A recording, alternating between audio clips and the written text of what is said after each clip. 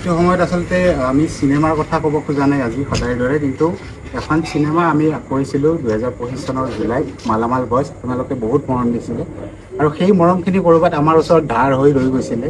আৰু আজি এই অসমৰ এই বিপদৰ সময়ত আজি সেই ধাৰখিনিৰে সেই ধাৰখিনি উভতাই দিয়াৰ এটা চেষ্টা আমি কৰিছোঁ আমাৰ মাতাংগী এণ্টাৰটেইনমেণ্টছৰ তৰফৰ পৰা। মালামাল বয়জৰ লাভৰ কিছু অংশ আমি আজি অশ্বিন গগৈ ডাঙৰীয়াৰ হাতত আজি আমি অৰ্পণ কৰিম 500 ঘৰমান মানুহৰ সহায় হোৱাকে।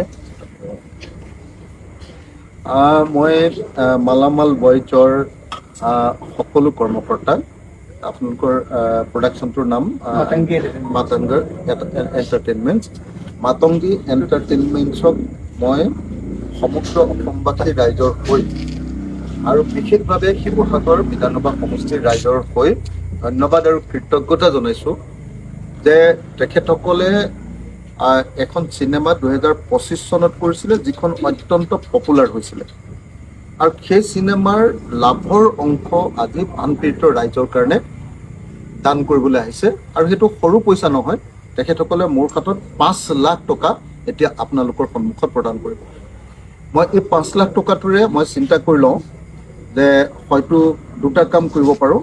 এটা হ'ল যে এটা কেছ মানি হিচাপত আমি যেনেকৈ মানুহক দি আছোঁ তেনেকৈ দিব পাৰোঁ, নহ'লে বা এতিয়া মানুহবিলাকৰ ঘৰবিলাক শুকাইছে, গতিকে সেই শুকোৱা ঘৰবিলাকত এতিয়া বহুতৰ ঘৰ ভাগি গৈছে, তেওঁলোকক টিনপাত কিনি দিয়া এটামান ফেমিলিক যদি 20,000 মানকৈ দিব পাৰোঁ আমি, তেতিয়াহ'লেও আপোনাৰ যথেষ্টটা পৰিয়াল কিমান হ'বগৈ, 20,000কৈ দিলে 25টা পৰিয়াল আমি খুব ধুনীয়াকৈ এডাপ্ট কৰি ল'ব পাৰোঁ।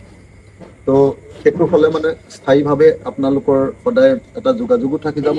আপোনালোকে যিটো বিচাৰে, যদি কয় যে নহয় 1000 টকাকৈ আমি 500 মানুহক পূৰা দি দিওঁ, তেতিয়াহ'লে সেইটো মই দি দিব পাৰোঁ। যদি বিচাৰে যে নহয় 25টা ঘৰ আমি ধুনীয়াকৈ 20,000 টকাকৈ টিংপাত কিনি বাঁহ চাহ কিনি লগত আমিও অকণ সহায় কৰি দিলোঁ, খুটা চুটা পকা চকা কৰি দিলোঁ, কৰি অন্ততঃ ধুনীয়াকৈ ফেমিলি এটা থাকিব পৰা ঘৰ এটা বনাই দিলোঁ। আমি এইকেইদিন দেখি আছোঁ আপুনি ইমান ৰুট লেভেলত লাগি আছে, গতিকে আপুনি বেছি ভালকৈ জানিব যে বৰ্তমান ৰাইজ এখনক কি প্ৰয়োজন আছে।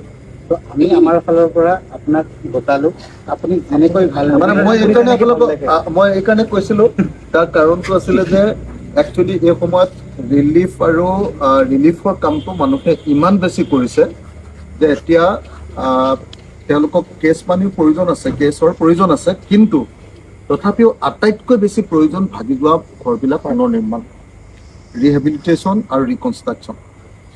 এই কামটো মই ভাবি আছোঁ যে মই অন্ততঃ 1000টা ঘৰ আমাৰ সমষ্টিত বনাই দিম। তাৰ কাৰণে মই ভাৰতবৰ্ষৰ আৰু পৃথিৱীৰ বেলেগ বেলেগ ঠাইৰ মানুহৰ লগতো কথা পাতি আছোঁ। কানাডাৰ পৰাও কেইবাটাও ফেমিলিয়ে কথা পাতি আছে, জাৰ্মানীৰ পৰা কথা পাতি আছে, USA পৰা কথা পাতি আছে, আৰু ভাৰতবৰ্ষৰ বেলেগ বেলেগ ৰাজ্যৰ মানুহেও কথা পাতি আছে। মই মানে এনেকৈ ভাবি আছোঁ যে 1000টা মানুহৰ ঘৰ যদি বনাই দিব পাৰোঁ এই বিপদৰ সময়ত, তেতিয়াহ'লে এইটো বহুত ডাঙৰ কাম হ'ব। আৰু যদি মালামাল বয়জৰ পিনৰ পৰা যদি ধৰক এখন গাঁৱৰ 20টা ঘৰ বনাই দিওঁ, 25টা ঘৰ বনাই দিলোঁ, তেতিয়াহ'লে সেইটো এটা গাঁও এখন আপোনালোকে এডপ্ট কৰি দীৰ্ঘদিনীয়া আপোনালোকৰ স্মৃতি এটা থাকি যাব। গতিকে মই বিচাৰিম যে কেছটোতো আমি দি আছোঁ, আপোনালোকৰ নামত যদি এখন গাঁৱৰ 20টা ঘৰ মই এডাপ্ট কৰি দিব পাৰোঁ, মানে তেতিয়াহ'লে আপোনালোকৰ কাৰণেও আহি থাকিবলৈও ভাল লাগিব যে এখন গাঁৱত আমি ডনেট কৰিছিলোঁ, আহিও ভাল পাব, মাজে মাজে ক'বও পাৰিব, দেখুৱাবও পাৰিব, ঘৰবিলাকো আপোনালোকে মানুহক ক'ব পাৰিব যে এইটো আমি ঘৰ বনাই দিছোঁ। তো সেইটো আমি কৰিব পাৰোঁ। মই আপোনালোকক সেইটো কৰিলে বেছি ভাল হ'ব নেকি বাৰু? পাৰ্চনেলিটো আজিও 200 ঘৰমান আপোনালোকে দিছে। আজিতো আপোনাৰ এখেতসকলে মৰিয়নি বিধানসভা সমষ্টিত 200 ঘৰ পৰিয়ালক 1000 টকাকৈ 2 লাখ টকা বিতৰণ ঘটাইছে। মই এইটো আচৰিত হৈছোঁ যে অসমীয়া মানুহৰ কি হৈছে আচলতে, ইমান বেছি মানুহে মানুহক সহায় কৰিছে যে মই মানে ভাবি আচৰিত পাইছোঁ যে এইটো এটা কিবা এটা আন্দোলনৰ ৰূপ লৈছে, মানে এটা ডাঙৰ জাগৰণৰ ৰূপ লৈছে, এটা ডাঙৰ জাগৰণ। আপুনি নিজে ভাবক যে প্ৰত্যেকজন আমাৰ প্ৰত্যেকজন শিল্পীয়ে কষ্টত চলে, আমি জানো, কেতিয়াবা কাম পায়, কেতিয়াবা কাম নাপায়। তাৰ মাজত সেই শিল্পীসকলৰ মাজৰ পৰা আহি এটা সমষ্টিত 2 লাখ টকা বিতৰণ কৰা, আৰু আকৌ শিৱসাগৰ সমষ্টিত 5 লাখ টকা বিতৰণ কৰা। এইটো মুখৰ কথা নহয়। যাৰ 100 কোটি টকা আছে তেওঁলোকেও 1 কোটি টকা দিবলৈ বেয়া পায়। এতিয়া কষ্ট উপাৰ্জিত এটা ধন, তাৰ পৰা 7 লাখ টকা গোটেই দি দিছে, তদুপৰি আৰু নিজৰ খৰচ পাতিবিলাকতো আছেই।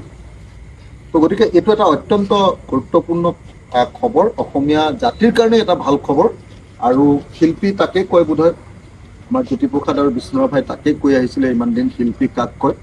সঁচাসঁচি সংস্কৃতিবান মানুহৰ তেখেতসকলে আমাক এটা নিদৰ্শন দেখুৱালে। সেইকাৰণে মই আকৌ এবাৰ, মোৰ দীঘলীয়া হৈছে বাৰু, মই আকৌ এবাৰ মালামাল বয়জৰ সকলো কৰ্মকৰ্তা, প্ৰডাকশ্যনটোৰ নাম মই মাতংগী এণ্টাৰটেইনমেণ্ট, আকৌ এবাৰ মই ধন্যবাদ আৰু কৃতজ্ঞতা জনাইছোঁ। আৰু আশা কৰিছোঁ আমি অসমীয়া মানুহবিলাকে এনেকৈ বিপদৰ সময়ত একলগ হৈ যোৱাৰ যিটো স্বভাৱ, এই স্বভাৱটো আমি সদায় জীয়াই ৰাখিম। ধন্যবাদ। জয় অসম।